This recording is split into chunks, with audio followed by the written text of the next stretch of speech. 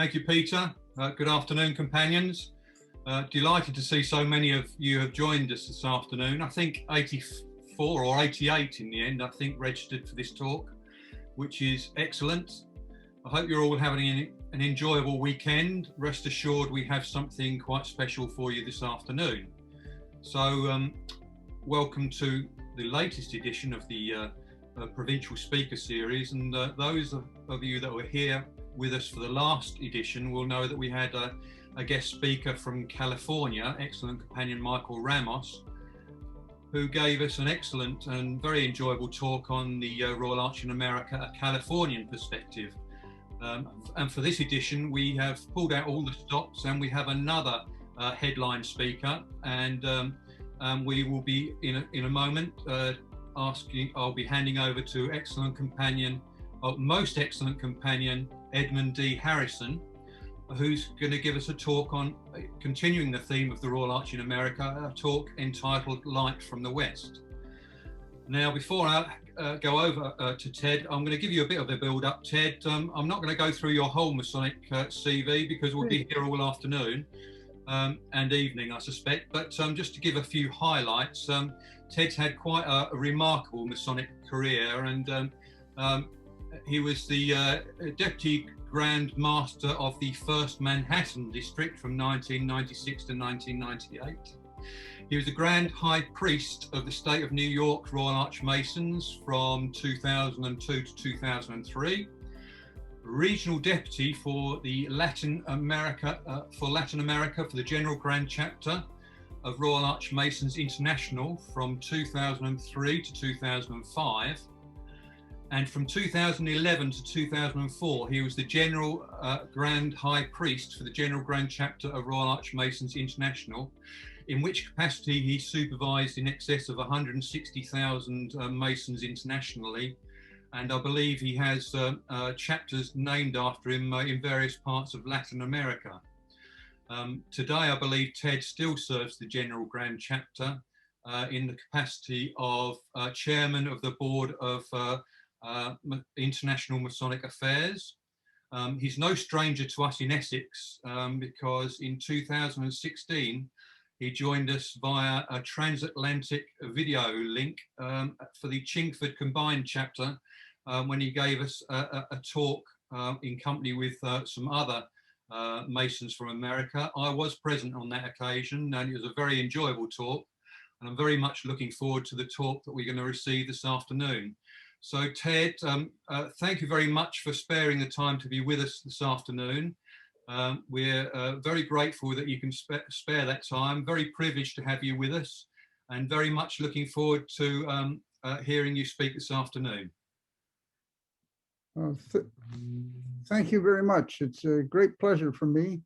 It's always nice to come back and have a chance to renew old acquaintances. I noticed while we were waiting, I got a chat message from Darren Desker from Singapore, who I've known for many years, and it was a pleasure to see him. Elliot, thank you for making this possible, and I hope we'll have something interesting for you. Excellent companions and companions all, I'm honored and delighted to participate with so many distinguished Masons at this international Masonic gathering of companions in Essex. My special thanks to Right Excellent Companion Elliot Shevan, the kind invitation through him to be with you. At the outset, I bring you the warm fraternal greetings of Most Excellent Stephen Tyner, General Grand High Priest of the General Grand Chapter of Royal Arch Masons International, and today over the 150,000 Royal Arch Masons who are members. Searching for a title for this talk, I selected Light from the West, which we will get to a little later on. You'll see why that title was selected. My talk today is primarily going to be about the history and formation of General Grand Chapter and its activities in the world today. The challenging life we are living today could not have been expected a little over a year ago, and how grateful we are for the miracles of communication that make it possible for us to hold this event today. It's through the medium of Zoom that I was invited by the Grand Lodge and Grand Chapter of South Africa to introduce them to the General Grand Chapter of Royal Archmasons International. The occasion was the third International Masonic Town Hall, which is a product of Worshipful Edgar Barron, Worshipful Master of a Lodge in South Africa. He is involved in international business, has acquainted himself with prominent Masons around the world, and decided to create this venue for leading Masons to meet once a month on Zoom and discuss subjects of mutual interest. Certain speakers are invited to respond to topics presented, and questions can be posed by the attendees.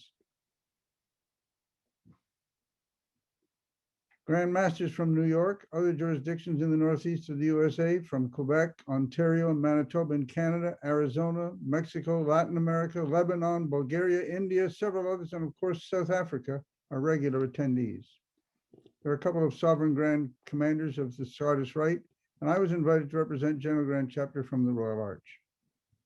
My initial presentation generated enough interest or curiosity so that Grand Chapter and Grand Lodge of South Africa invited me to make a fuller presentation to them, and it's from that presentation that I speak to you today. The General Grand Chapter of Royal Archmasons International was constituted in 1797 in Hartford, Connecticut, a group of leading Royal Archmasons in the northeast part of what is now the USA. During the 18th century, Royal Arch chapters and lodges appeared throughout this area with an obvious interest in the concept, which provided a place to which Master Masons could advance to expand their experience and receive further light in Masonry. Given that in those days entertainment and opportunity to interact with others was limited mostly to church functions or the local pub, it's not surprising that this concept caught on quite well. Several prominent Masons, including Thomas Smith Webb, John Hanmer, Benjamin Hurd, and Henry Fowle, recognizing that the Royal Arch was being indiscriminately worked without any conformity or regulation, felt that the degree merited some control and consistency. So they met after several earlier gatherings in Hartford, Connecticut on October 24, 1797, to lay plans for an organizational structure for the Royal Craft. Now, what they included were sundry chapters and even lodges that conferred some of the Royal Arch, some form of the Royal Arch degree, which had arrived from England, Scotland, and Ireland. I'm a past master of one of those lodges, Independent Royal Arch Lodge number 2, on the rolls of the Grand Lodge of Free and Accepted Masons of New York, whose history dates back to 1760. There's difficulty in tracing the actual origin of the lodge, since the early records were lost in the Great Fire in New York City in the early 19th century. Its most likely history is that it evolved from a Scottish military lodge, since such were in the Hudson Valley at that time. The lodge landmarks include the wearing of red regalia, certain variations in the wording of some ritual, and the imprint of the triple tau is embroidered on the flap of the master's apron. I proudly display my master's apron from Independent Royal Arch Lodge number 2 and point out the triple tau, which is embroidered on there.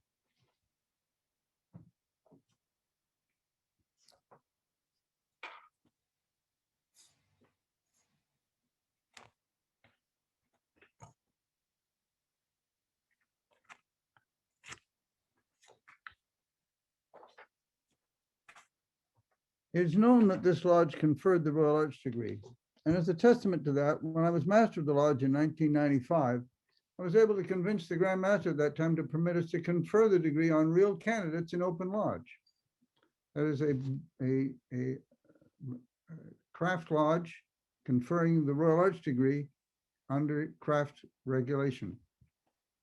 In those days, in these early days, there was no consistency in the ritual or the presentation, but all offered some idea of the restoration of the word that was lost in the Master Mason degree. John Hanmer had the closest connection to sources in Europe and the British Isles, and he encouraged a newly made Master Mason named Thomas Smith Webb to reduce these variations to paper and to merge the various versions into one accepted form.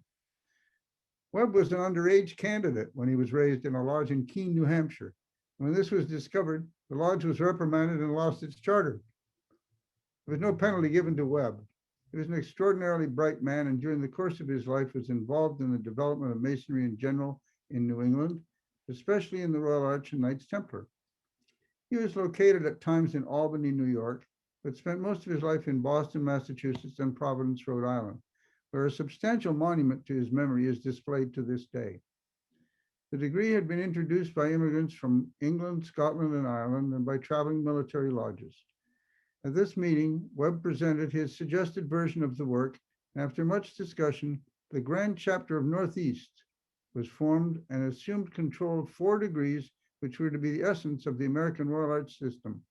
These were the degrees of Mark Master Mason, Past Master, Most Excellent Master, and the Royal Arch degree. It's important to realize that at this time, less than 20 years after the American Revolution, sentiment was not high for anything British. So there was great satisfaction to the founders to create something that they could identify as American. The Mark Master Mason degree was being conferred in Britain and had been offered in some lodges, but eventually the leadership, acknowledging it to be contributory to the lessons of the Fellowcraft degree, but not agreeing to include it as a lodge degree, supporters of this degree were encouraged to establish a Grand Lodge of Mark Master Masons, which instituted lodges of Mark Master Masons, which endure to this day in Great Britain and Ireland. The Grand Chapter of the Northeast saw it as a subject of interest that could add value to this new organization, and so included it as their first degree in the system. Next, they moved to discuss the Past Master degree. This is essentially the degree of passing the chair, which is a requirement for Master Masons to receive before serving as Master of a Lodge. At that time, some Royal Arch entities invoked as a requirement to receive the Royal Arch degree that the applicant must be a presiding or past Master of a Lodge to be entitled to receive it. This requirement, of course, reduced the potential for membership in the chapter, and so the Past Master degree was structured to be presented to those who wanted to receive the Royal Arch degree but were not yet Masters of a Lodge. It's therefore being named the Virtual Past Master degree, and it specifically does not endue the recipient with any authority in the Lodge. This degree, while it benefits from the same ceremony, sign, and word of an installed master, also sends a message regarding authority and respect in the Lodge. Next, we come to a very interesting degree, the degree of Most Excellent Master. A well-known Masonic writer has characterized this degree as the most spectacular in all Freemasonry. By that, he meant that the degree was capable of being put on in a most spectacular way. Indeed, in 1922 in Kansas City, Missouri, at likely the largest chapter meeting ever held, 8,000 or 9,000 companions witnessed the conferral on 1,000 candidates. They were accompanied by a 75-piece orchestra and a chorus of 150 voices. Unique to this degree, that while most all other degrees deal with the building or rebuilding of the temple, this degree concerns itself with the completion and dedication of the temple. Its story is that as described in the first book of Kings. Much of the ritual comes directly from that source. Other distinctions are that the candidate is perambulated 6 times, the Ark of the Covenant is used in the ceremonies, is built to try to replicate that as described in the Bible, with winged cherubim adorning the top, whereas the copy of the Ark of the Covenant used in the Royal Arch degree, there are no cherubim on the top of the Ark. Also, this degree is unique in that at the completion and dedication of the temple, all aprons are removed. Since the work is completed, and they're no longer required for protection of their clothing. There are those who suggested that this degree was created by Thomas Smith Webb. Although he most certainly edited and placed his imprint upon it, there are records of the degree having been conferred in Scotland as early as 1769, where it appeared as the 20th degree in the early Grand Rite of Scotland. I believe that the degree is offered in England as part of the cryptic rite. Finally, we come to the pièce de résistance, the Royal Arch degree. Here the writers have prepared an historical degree that concerns itself with the return to Jerusalem of the children of Israel following the captivity in Babylon. This degree is the completion and fulfillment of the Master Mason degree, for herein is recovered that sacred Masonic symbol that was there lost. Here the weary sojourners, after traveling from Babylon and passing the veils on their mission to offer themselves to King Solomon to help, aid, and assist in rebuilding the temple. It is then that they find the lost squares of the 3 ancient Grand Masters, then the keystone which completed King Solomon's temple, and finally they locate a copy of the Ark of the Covenant, which contains an imitation of the pot of manna, Aaron's rod, and a copy of the Book of the Law. Wherein is found a cryptic key which enables them to decipher the mysterious characters inscribed on the sides and top of the Ark, thereby discovering the long-lost word. Thus it was that our ancient brethren were able to discover the meaning of the characters on the ark, and thus it is that we as Royal Archmasons are entrusted with the words and signs of this degree. And so where the Royal Arch degree is conferred in the English system is considered to be philosophical, the version used by our rite is decidedly historical. There's one other degree conferred in the American Royal Arch system. It is the ceremony of anointing of high priests. This too has a strong biblical substance and must be received by any who are to be installed as high priest in a chapter before they can confer the Royal Arch degree. When the General Grand Chapter first came into being, it attempted to bring under its wing all chapters operating in the USA. Most joined. Soon it became apparent that it was difficult to try to administrate chapters spread over so great a body of land, and so grand chapters were constituted in each state that were responsible to General Grand Chapter, which issued the charters to the grand chapters. All the states except Pennsylvania and Virginia were part of General Grand Chapter. Pennsylvania felt they had been slighted at the early meetings to form the General Grand Chapter and went so far as to include in their constitution that they would never join General Grand Chapter, and they haven't to this day. Officers of General Grand Chapter traveled throughout the quickly expanding territories of the USA and established grand chapters in all other states. Following the American Civil War in 1864 to 68, when Albert Mackey and General Albert Pike were General Grand Officers, two important changes were adopted. The authority of the General Grand Chapter was limited to its right to issue charters to chapters and grand chapters and to see that they followed the constitution of the General Grand Chapter. This included the annual per capita payment due to General Grand Chapter.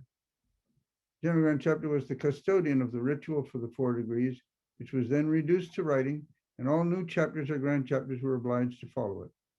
Existing grand chapters had the right to continue to use their own version of the ritual as long as it maintained the essence of the work.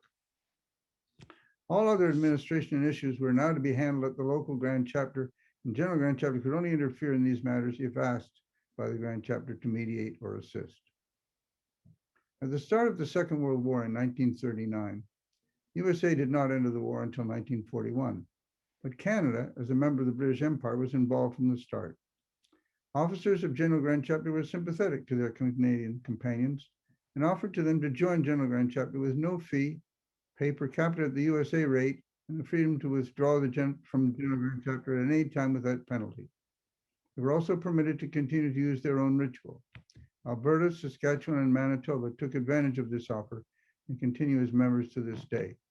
It's interesting, their ritual, for the most part, is an interesting combination of the English and the American ritual. They go by the titles of first grand principles, second grand principle, etc. Use the titles used in England. And they wear the red, blue, and wine sash that you fellows wear. But some of their degrees are closer to what we do.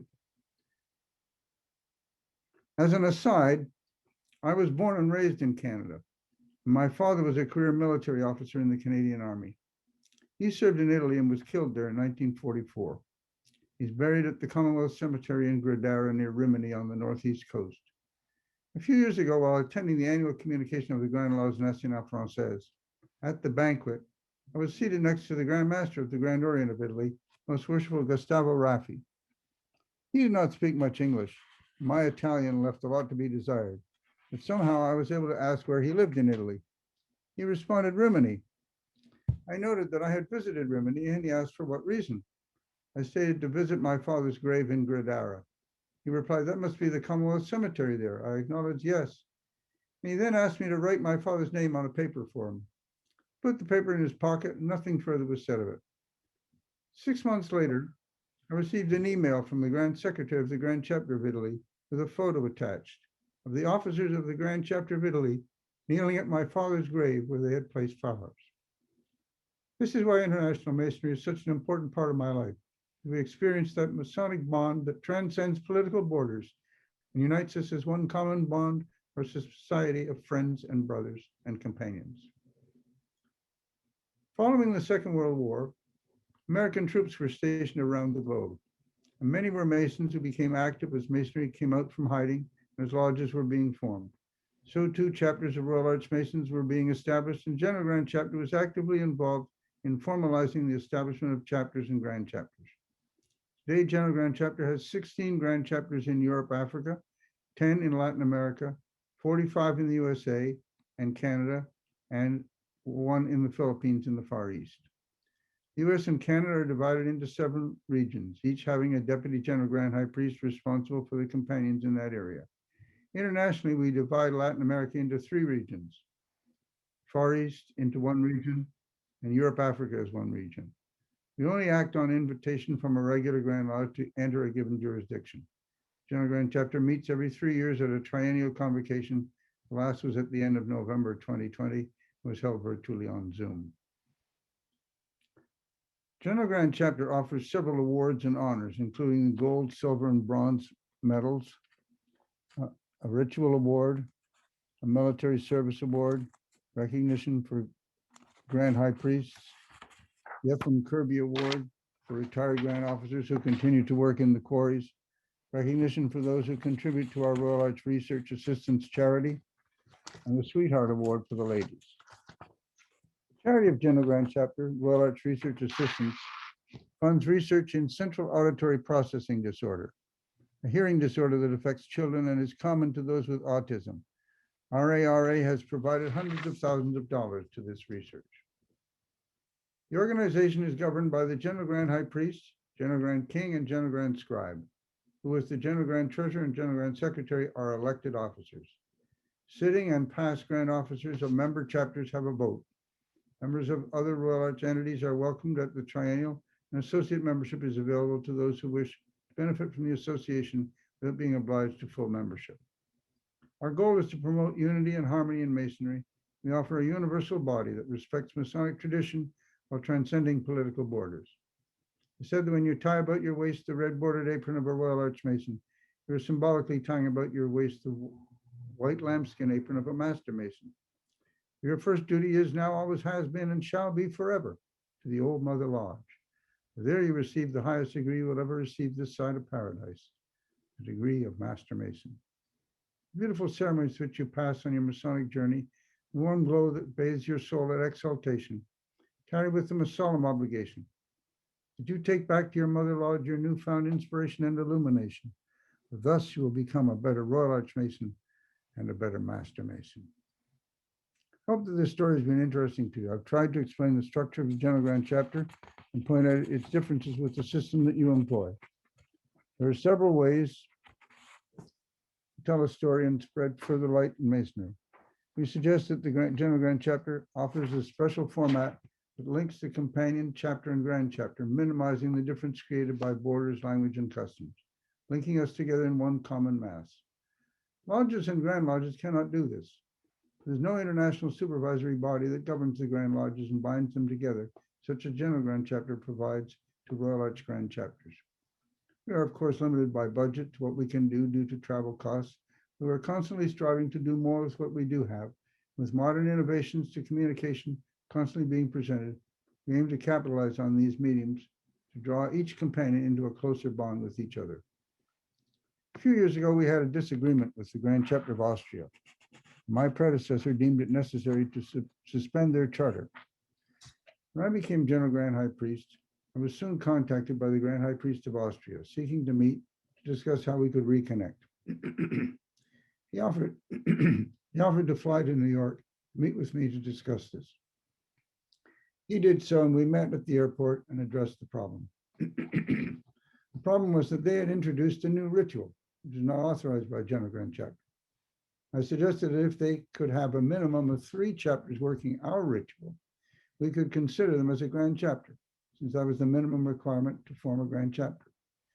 So he agreed that they would maintain a minimum of 3 chapters using our ritual, and we could then reinstate their charter. This was accomplished, and Austria was once again a member of General Grand Chapter. It was a simple solution to what appeared to be a complex problem. A few years later, I visited Austria and was invited to meet privately with the Grand Master of the Grand Lodge.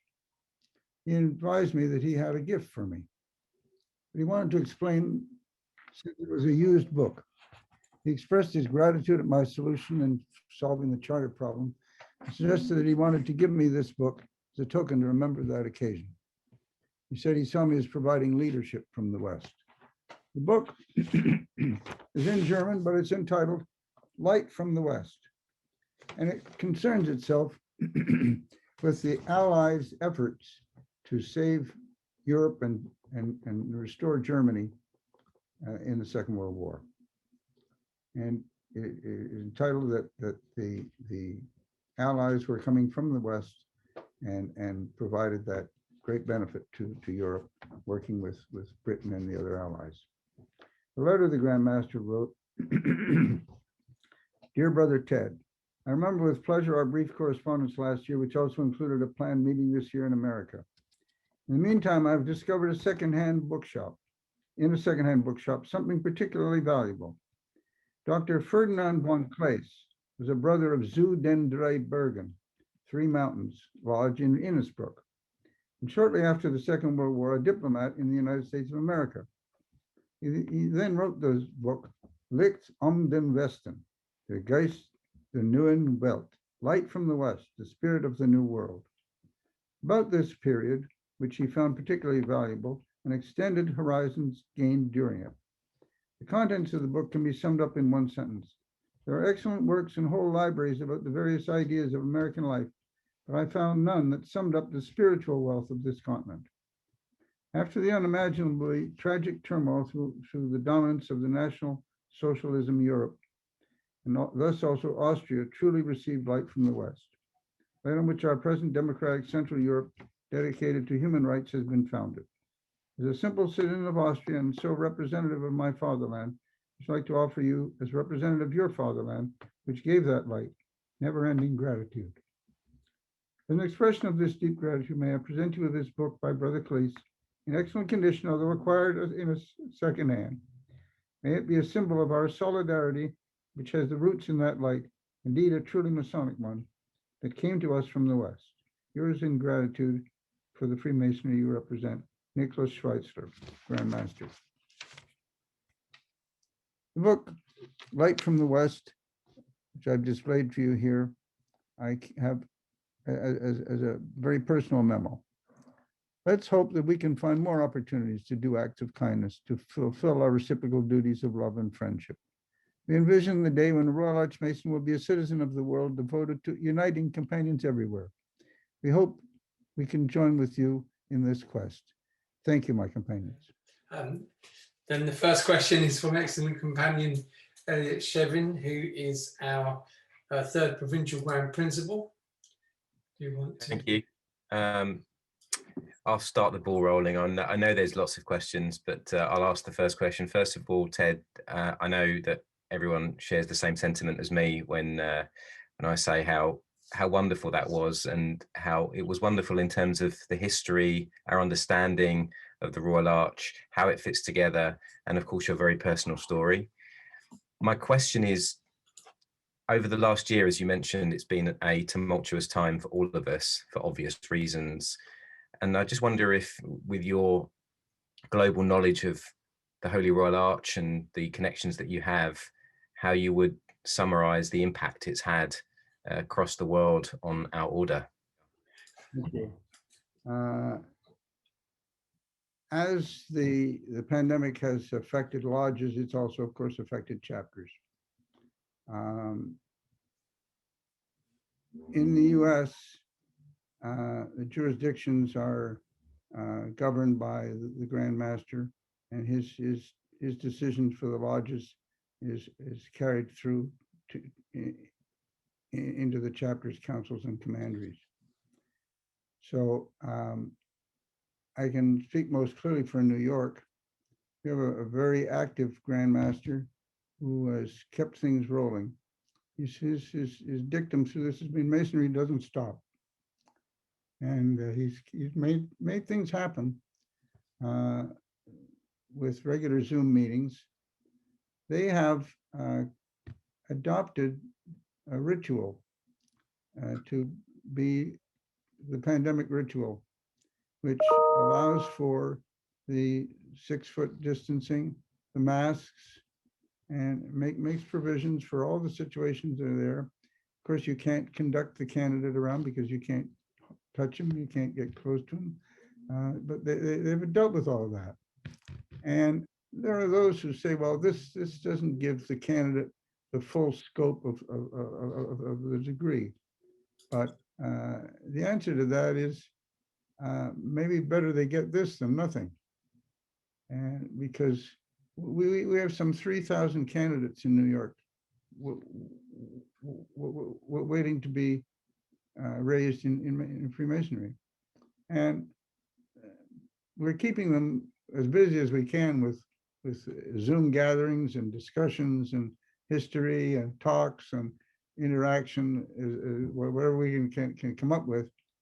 But eventually, the person didn't get interested in this to do Zoom exercises. They wanted to get involved in Masonry. So I think the Grand Master's point is well taken, and there are some lodges who have raised 15, 20, 30 candidates over the past year, and other lodges have done nothing. And the lodges that do something will always move forward. So in the chapters, we follow again the direction of the Grand Lodge, and we are not doing degrees, and we don't have a pandemic ritual form for the degrees, but we have been meeting, and the state is broken down into counties, and the counties are recorded each week with the status of COVID. And it gives them red, orange, yellow, or green colors. Green color, obviously, they can do whatever they want. And yellow, they're going to be more restricted, and orange and down to red, but they're not allowed to do anything. And they have been meeting and doing quite nicely. So the important thing is to maintain contact, stay in touch with them.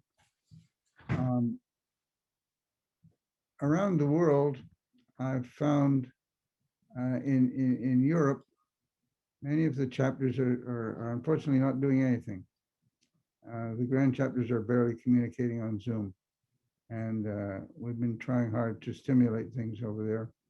And there's a limit just to how stimulating it can be when you're sitting over here on Zoom and they're over there on Zoom. If they don't like what you're saying, they can shut you down pretty quick. In Latin America, some areas have been quite active. Mexico is maintaining a good degree of activity, as is Brazil. Brazil, unfortunately, today is one of the worst countries in the world for COVID. And so it's increasingly difficult there. But we're staying in touch. We're staying alive.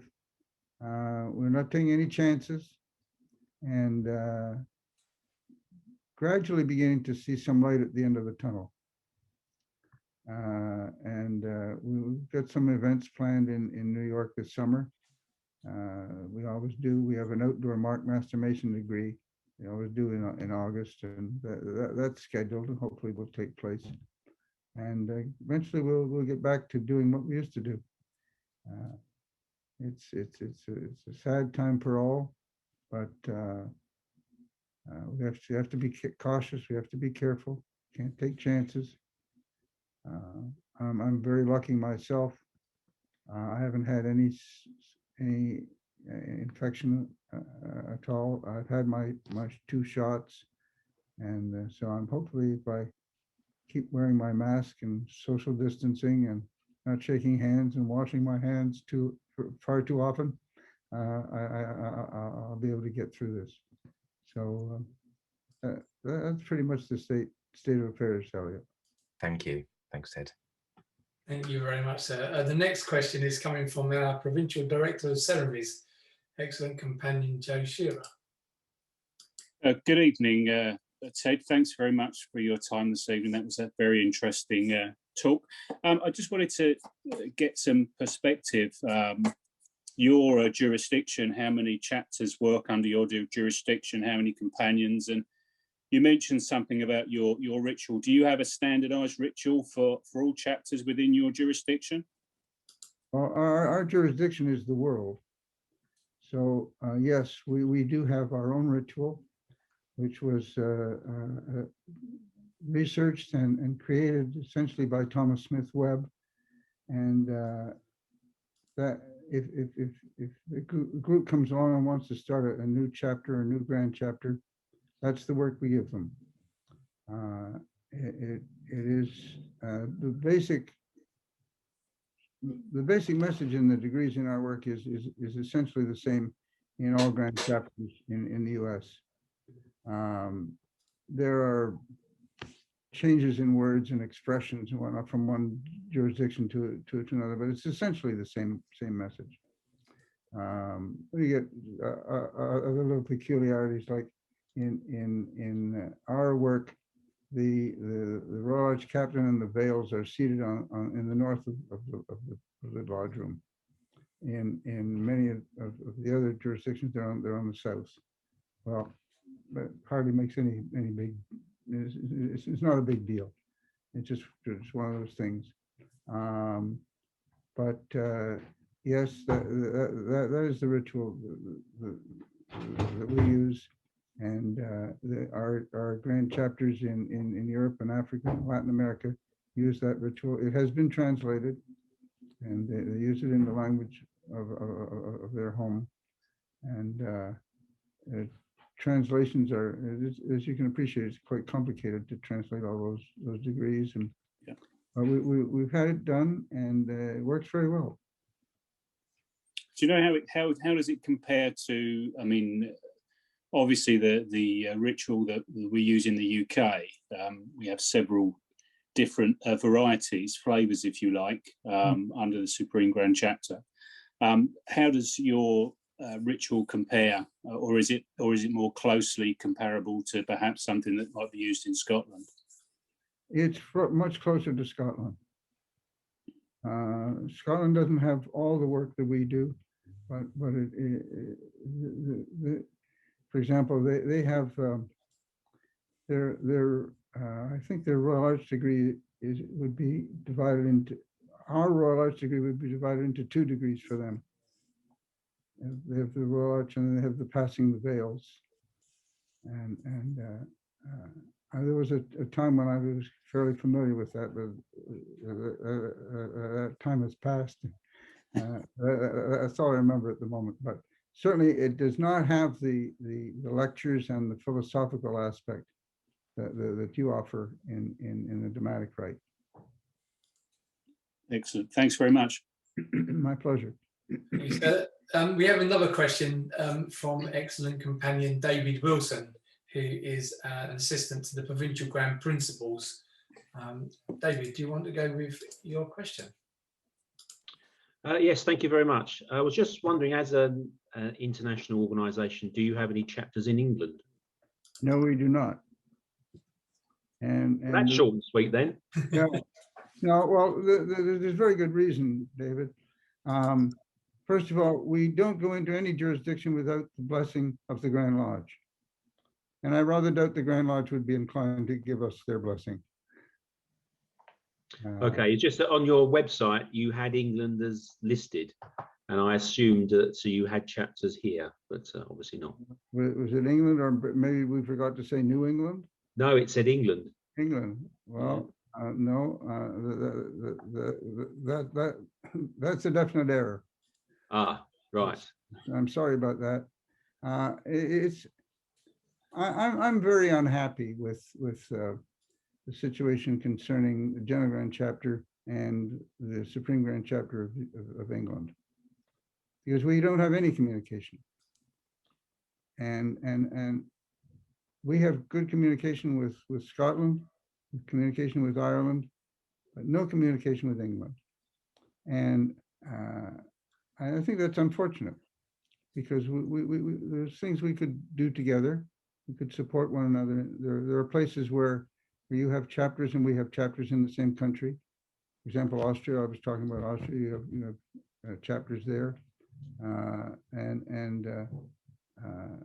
The response we got, there was apparently only one instance in our entire history, going back to 1797, that there was friendly communication with the Supreme Grand Chapter of England and the General Grand Chapter. And that was early in the 20th century. There was an event was taking place, and the Grand Secretary of the Supreme Grand Chapter of England lowered himself to answering the correspondence from the General Grand Chapter. And they communicated for a while. They actually had a couple of meetings, and things were quite pleasant. But then they went back to the old ways, which still prevail today. I can remember when I was General Grand High Priest, there was something happened somewhere, and we had occasion to communicate with the Supreme Grand Chapter of England, and I'm still waiting for an answer. Does that mean that Supreme Grand Chapter don't recognize you, which means that we couldn't visit your chapters? I don't think there's an official non-recognition. Right. It just isn't an official recognition. Right. Okay. As far as visiting, we will welcome those from the Supreme Grand Chapter of England under these conditions. You have, as a Royal Archmason, have received the Royal Arch degree, but you haven't received necessarily the mark, Past Master, or Most Excellent Master. Now, it's possible you might have, if you were a member of a marked lodge, if you're a Past Master of a lodge, and if you're in the Cryptic Rite and have taken the Most Excellent Master degree, it's possible you could have. But we assume in general, the visitor coming to us has not. So the way we get around that is we leave you outside in the waiting in the side room and open the chapter, and then once the chapter is open, then we invite you in. Now the reason for that is because in our opening we give the signs for all 4 degrees, and if you haven't received the first 3 degrees, it's not proper that you should be observe the signs. And similarly, at the close, we ask the English Royal Archmason to leave the chapter while we go through the closing ceremony, and then join him for collation later. Stephen Tucker from the UGLE, United Grand Lodge of England, has stated in here that Supreme Grand Chapter policy has now changed. I don't know if there's any elaboration on that, Stephen. I'll unmute you. Ted, I'd just like to say, if you send us a letter now, it will get answered. Well, that would be exciting. I'd love to try that. And the message that we got way back then was that the Supreme Grand Chapter of England didn't recognize international groups, and that's we came under the category of an international group. And so that was that. But I'd be delighted to in fact, if you would care to send something to me and give me the name and address and title and where it needs to go, it'd be a great pleasure to establish relations. Thank you, Stephen. The next question that we have is from Darren Desker. Darren, if you would like, I'll unmute you. Hey, Darren. Hi, Ted. Good to see you again. Same here. Sean says hi. He's in Mauritius now. Actually, I wanted to just check this with Ted. My understanding that Grand Lodge recognition between London and Americas is fairly straightforward. But when it comes to chapters, apparently they only recognize grand chapters that are associated with Grand Lodges. Perhaps that's the reason why you haven't been successful communicating with Supreme Grand Chapter. Well, it's possible. I really don't know what the reason or excuse is.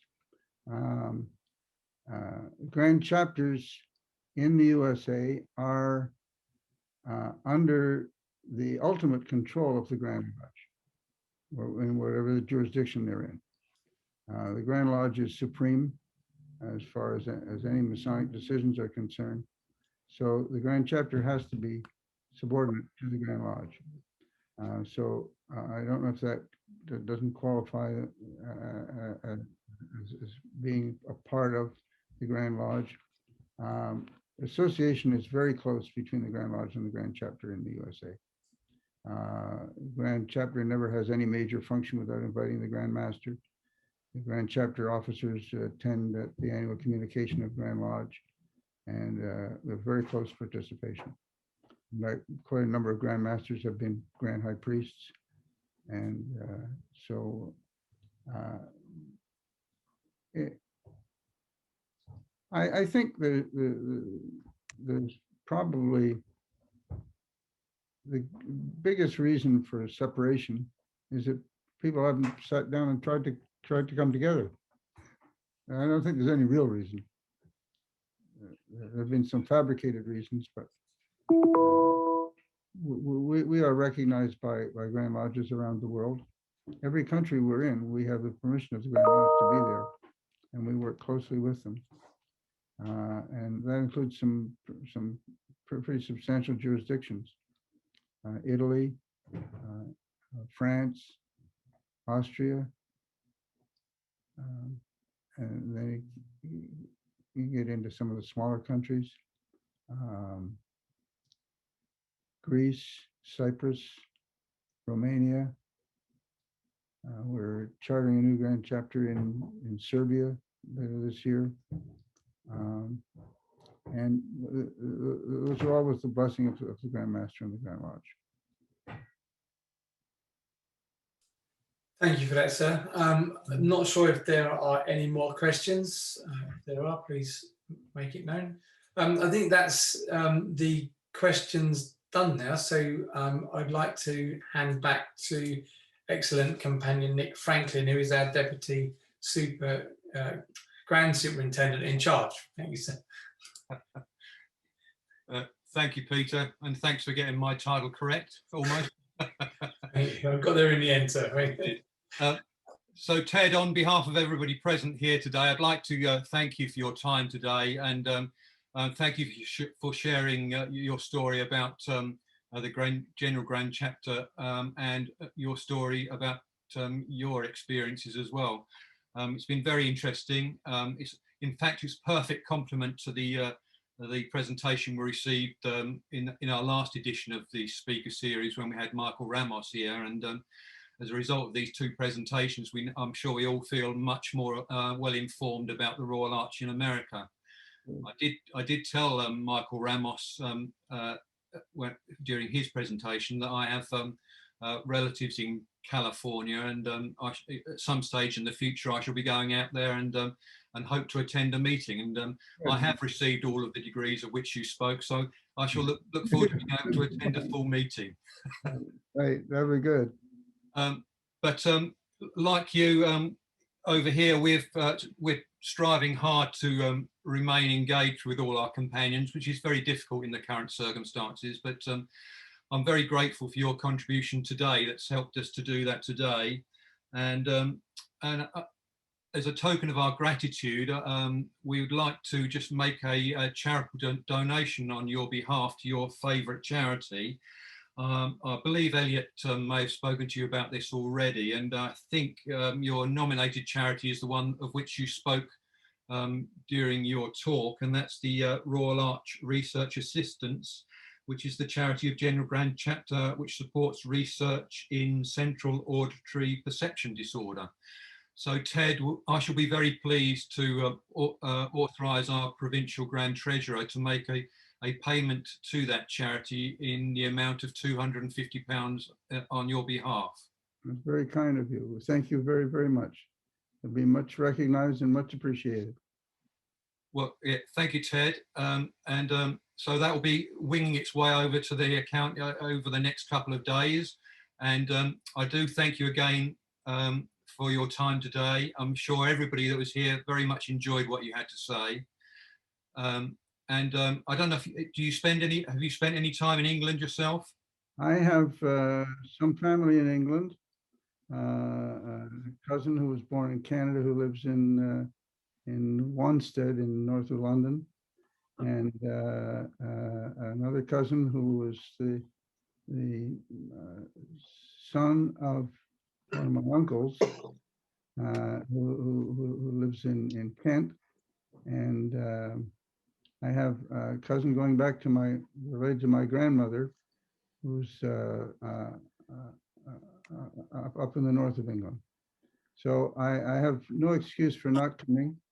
I've had the pleasure of getting there most recently about 3 years ago, and look forward to going back. At my age, you try to get as much traveling in as you can, but there's not going to be that much more time to do it. So I certainly would love to, and if the occasion presents itself, I'll certainly be in touch with you, and would welcome an opportunity to meet with you. And conversely, if any of you have occasion to come to New York, one of the things about New York is, in spite of what anybody might think about it, it's a major business center, and many people have reason to come to New York. So if you're going to be here, do let me know. We'd love to meet with you and introduce you to a lodge or chapter, whatever your desire may be.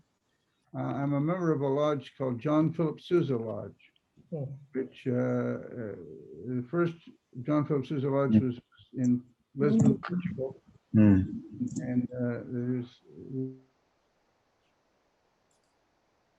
And its function is to assist visitors who come to New York, to help them get to visit the lodges and chapters that they would like to visit. And conversely, we also help New Yorkers to visit in other countries. So if we have somebody coming from who's planning to go to England, you'll be sure to hear from